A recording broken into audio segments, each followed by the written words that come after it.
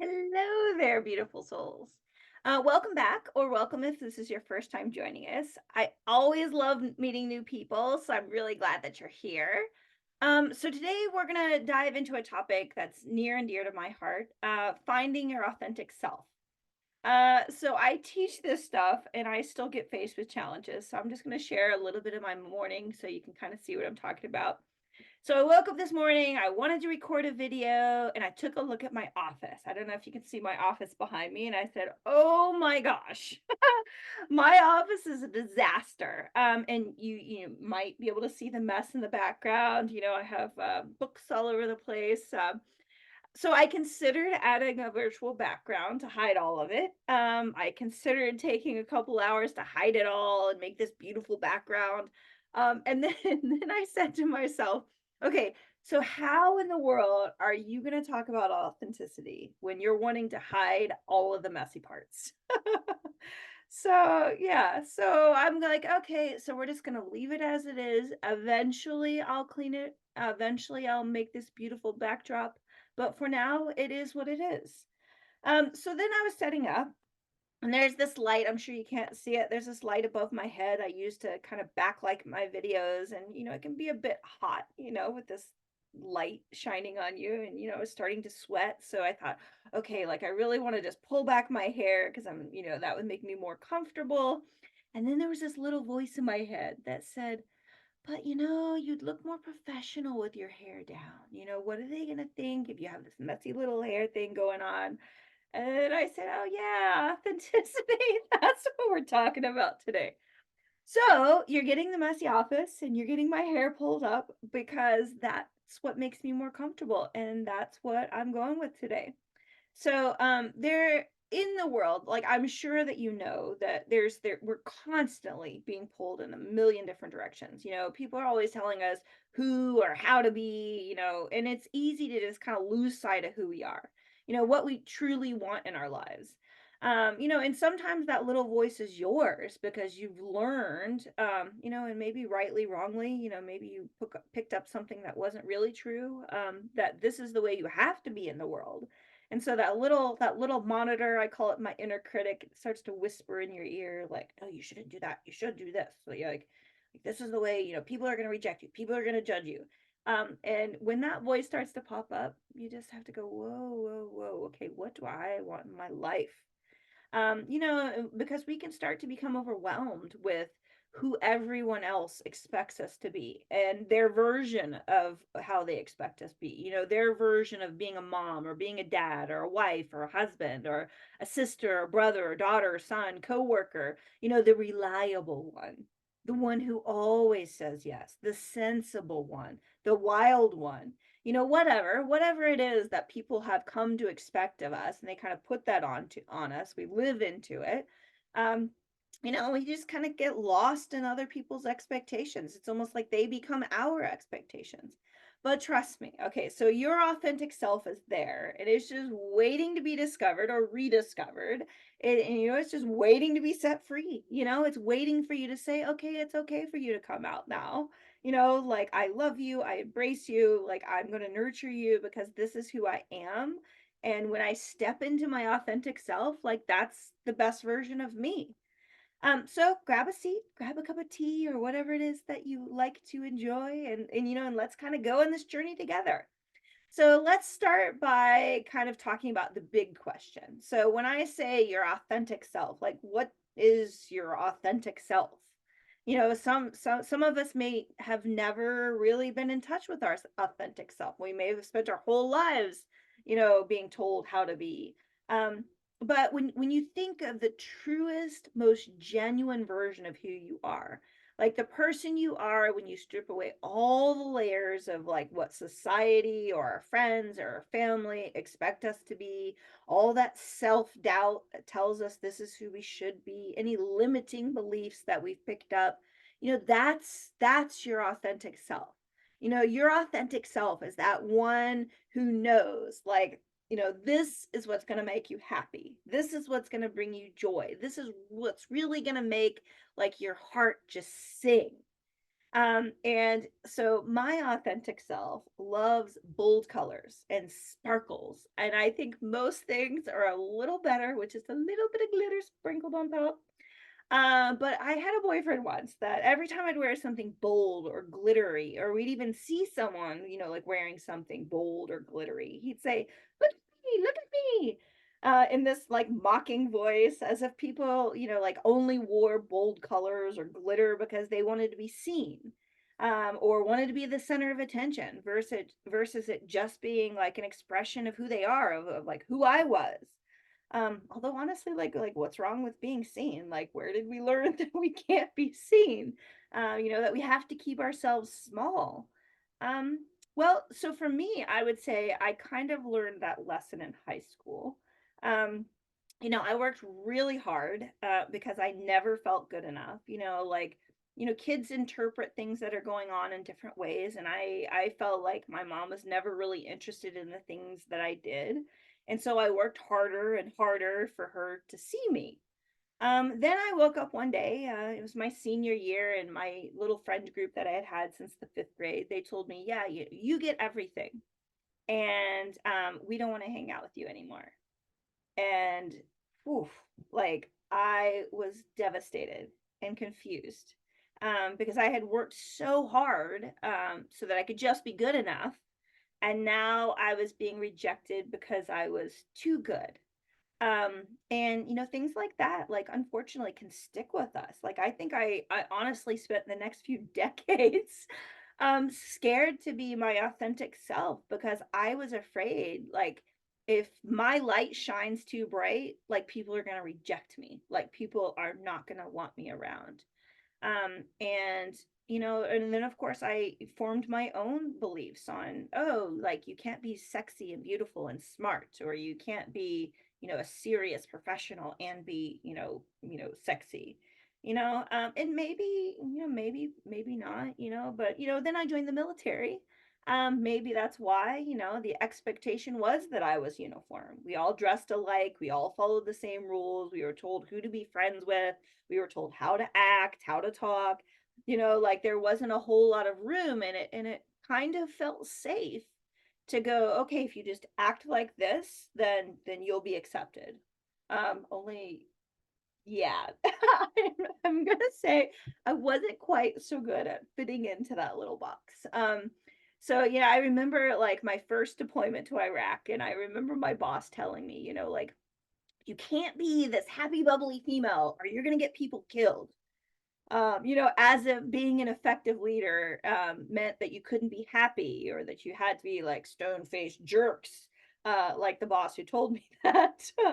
And I still shake my head of the like the absurdity behind that one. But like there was a bit of me that said, well, maybe this is true. Maybe I need to, stop, laughing. Maybe I need to stop being so happy. Maybe I need to, but it's really hard to kind of go against your authentic self. Like, I think eventually your authentic self just starts to peek its head out. And quite honestly, I was a happy bubbly female. I led soldiers in Iraq.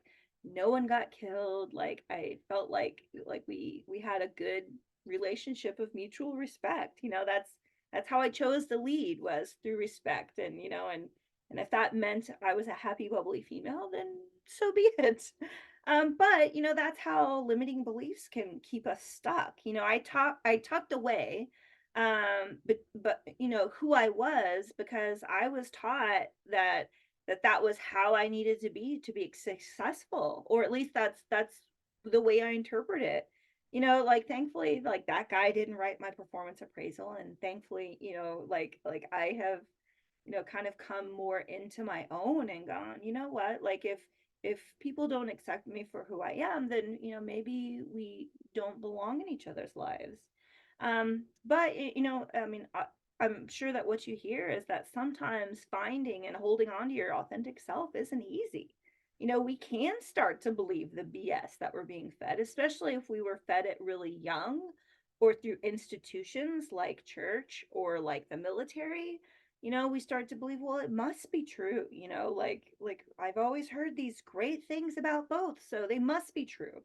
And we get lost in the expectations and the limiting beliefs. And and it can take time and a whole lot of self-love to find and accept who you are.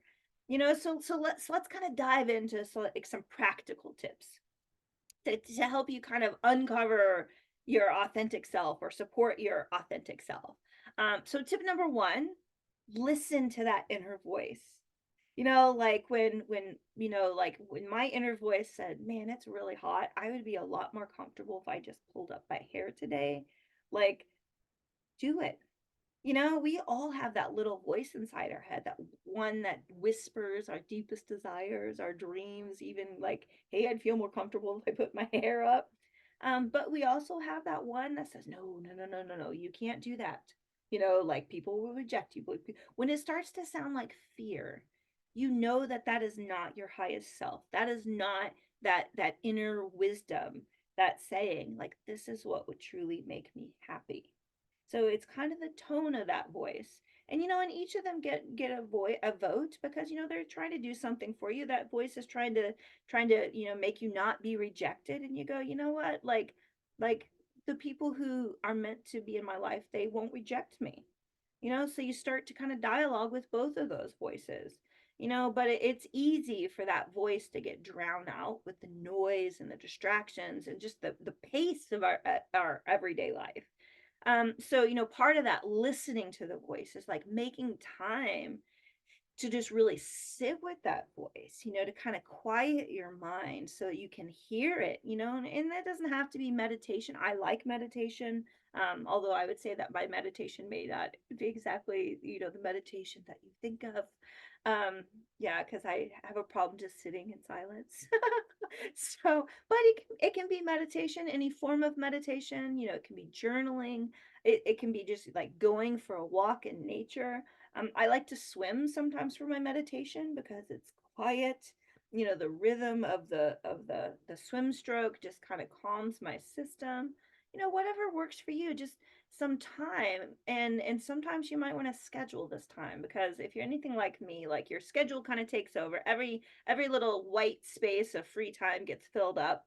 So really just kind of program it in. Like, this is my time where I sit with myself to really just tune into that voice. And when you start to tune into that voice, like, you might be surprised at what it has to tell you. And you might not be so surprised. You might have kind of been feeling that you were in the wrong place, or you needed to be somewhere else or doing something else.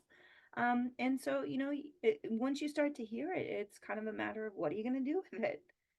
So if we just for a second, like maybe this is your time. I'm going to kind of schedule it in for you. Where either you just close your eyes or just like kind of soften your gaze if that feels better. Just kind of tune into that voice. Like, what does it say? If you could just let go of the fear, what does that little voice tell you that you want to do? Does it tell you you want to travel more? Does it tell you you want to swim with the whale shark? If you haven't seen my picture, super cool. Does it tell you that you want to quit your job and do that thing that you've been uber passionate about but have been scared to kind of jump into? Does it tell you you want to move out of the city into the city? Does it tell you that it wants to talk to like that special someone you kind of been crushing on, but fear of rejection has been keeping you from doing it? Like, what does that little voice tell you? And I know, like, one of the common ones for a lot of parents, we have kids, and rightfully so, we kind of make a lot of space for our kids, and sometimes that little voice is saying, you know what, I just need a little time to myself. I just need something that is just mine, where it's not me as a mom, it's not me as a wife, it's just mine. Something that my full expression can go into. So if for just a second, sit with this, what does your heart want to do? For just a second, just let go of all the reasons you shouldn't do it, and just allow yourself to kind of open up to the possibilities. The possibilities if fear wasn't here. What is your heart telling you? And if you're inspired, drop a note down below. Share it with the rest of us. I feel like when you put it out into the world, it's like saying, okay, even if I'm not quite committed yet, like I'm at least entertaining it, you know? And then so in putting it out into the world, I think is the first step to like making it happen, like to really manifesting it. And I'm super excited to see what it is that your hearts are saying. So if you want, again, if you want to just drop it in a note below, like what would I do if fear wasn't here? What is my heart telling me I really want to do? And then kind of an exercise for yourself, why am I not doing it? There's a lot of reasons, and some may even call them excuses. But we all know how powerful these reasons can feel. Like, oh, I can't quit my job. Like I have a family to support. Like it doesn't matter that I'm miserable. It doesn't matter. I just gotta, keep plugging. And for me, like if I retired from the military before 20 years, I got nothing. No retirement, no medical benefits, nothing. And so that was what kept me going. And so I feel you. Like there are legitimate reasons where you go, okay, maybe it's not that I'm giving it up forever, but maybe I'm just putting it on pause for now. And sometimes, that can be a compromise as long as someday comes, and someday doesn't, you know, get put off forever. Um, Another common reason is, the fear of judgment. We think, what are people are going to think if I do this? Although I will say, like, I would say my inner critic, my self-judgment, tends to get projected out to the world. It's like, well, if I feel this way, like they must feel this way too. And like, oh, like if I don't feel great about my body, well, then of course no one finds me attractive. Like whatever it is that little inner critic is telling you. So tip number two, embrace your quirks and your perceived imperfections. And I'm definitely going to call them perceived imperfections because all those little imperfections make you like perfectly you. And so, that's what makes you unique. They're what set you apart from everyone else, and they're what make you beautiful. And I know sometimes we have a hard time believing that because, we're getting feedback, or we're just telling ourselves that. So instead of trying to hide or change them, like celebrate them, embrace the things that make you different, whether it's your goofy sense of humor, your love of 80s boy bands, or your obsession with collecting novelty socks. Okay, so for me, and I'm gonna share this with you. Let's see if you can see them. This is kind of my quirk. I don't know if you can see. Can you see that? Okay, so this is a plastic shoe. Yes, you are seeing it right. It is a plastic shoe. And I absolutely love plastic shoes. And the more colorful, the better. They're super comfortable. I think they're so much cuter than running shoes if I'm walking around, and I just love the fun colors. But I had a boyfriend once that absolutely hated my plastic shoes. It was always a point of contention, whenever I'd wear them. He'd say, people who wear plastic shoes just don't care about their appearance or how they present themselves. And it's like they just can't be bothered to put on real shoes. Like it's not that hard, which, ow. I cared about my appearance. I cared about, maybe I didn't care about how other people viewed me, but I did care about how I presented myself. But I think how I presented myself it was more important for me to present myself as authentically me, than to, put on some, and I do have some cute little sandals. Um, and I do remember that one time I put on some cute little sandals, and what happened? I got blisters and I ended up walking through the streets barefoot for the rest of the day because my feet hurt so bad. And so there's that. Yeah, so cute little shoes are great, but I just love my plastic shoes. And I remember he would say, like, I just don't understand why you can't do this small little thing for me. And and I had a friend that kind of put it into perspective. It goes both ways. Like I don't understand why, like if you loved me, why plastic shoes are such a big deal. Like, maybe you should be with somebody who wears cute little sandals, you know. But there are compromises that we make in relationships, but being true to your authentic self is not one that I would recommend. And it kind of leads me to my next point, tip number 3. Surround yourself with people who lift you up. They say that you're the average of the 5 people that you spend the most time with. So take a look at your inner circle. Are they supporting you? Are they encouraging you? Are they cheering you on? Do they like, hey, yeah, way to rock the plastic shoes? And if not, it might be time to reevaluate. If the people around you aren't lifting you up, and they're actually kind of pulling you down, like what is that doing for you?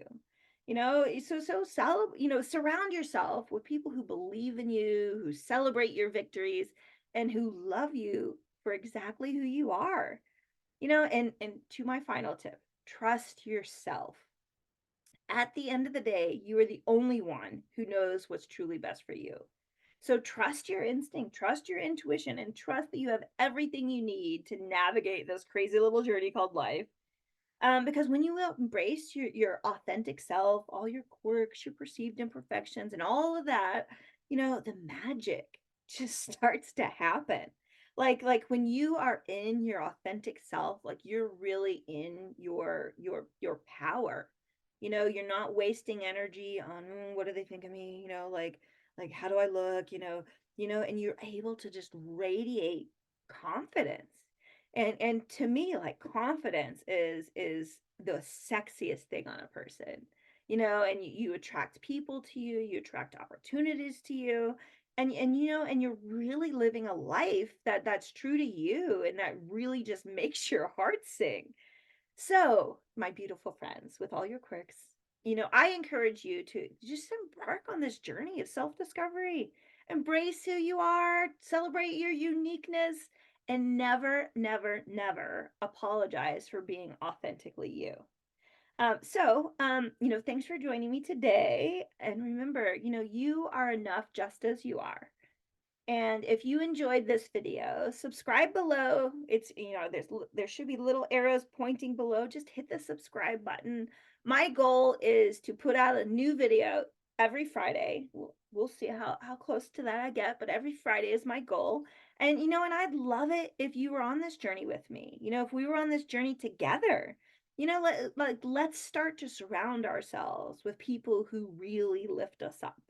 Okay, so until next time, keep your light shining bright, and I will see you next time.